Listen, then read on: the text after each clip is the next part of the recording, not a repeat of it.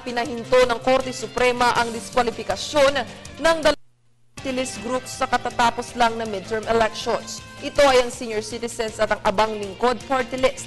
Inatasan din ng Korte Suprema ang COMELEC na magreserba ng upuan sa Kamara para sa dalawang grupo habang hindi pa naisasapinal ang desisyon base sa merito ng petisyon. Para sa detalye, balitaan mo kami Joseph Parafina. Pinigil ng Korte Suprema ang diskwalifikasyon ng Commission on Elections sa Senior Citizens at Abang Lingkod Party List. Ang status quo ante-order ay resulta ng Supreme Court en banc session. Binawi na nga ng Korte Suprema ang unang pinalabas na TRO na unang humaharang sa COMELEC na magproklama ng natitirang winning candidates.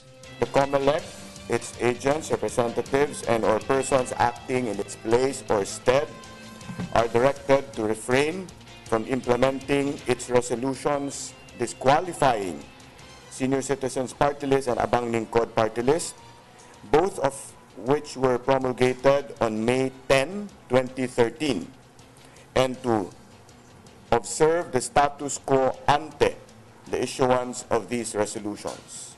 Kaugnay nito, babalik sa sitwasyon na di pa nadidiskwalipika ng COMELEC ang Senior Citizen at ang Abang Lingkod. Sa kabila nito, di pa rin maaari namang may nabanggit na party list hanggat wala pang desisyon ng Korte hinggil sa kaso. Mahigpit din ang bilin ng Korte Suprema sa COMELEC na mag-reserve ng dalawang upuan sa Senior Citizen Party List na nakakuha ng mahigit na 600,000 boto noong nakalipas na eleksyon. In the Senior Citizens case, the COMELEC is directed to reserve the seat or seats intended for the Coalition of Association of Senior Citizens in the Philippines Incorporated according to the votes it garnered in the May 13, 2013 elections.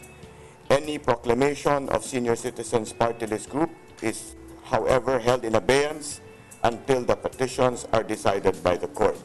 At para naman sa ANAD at Minhi Party List Group, pinagkukomento ng Korte Suprema ang COMELEC sa loob ng 10 araw hinggil sa kanilang kautusan. Para sa Telebisyon ng Bayan, Joseph Parafina.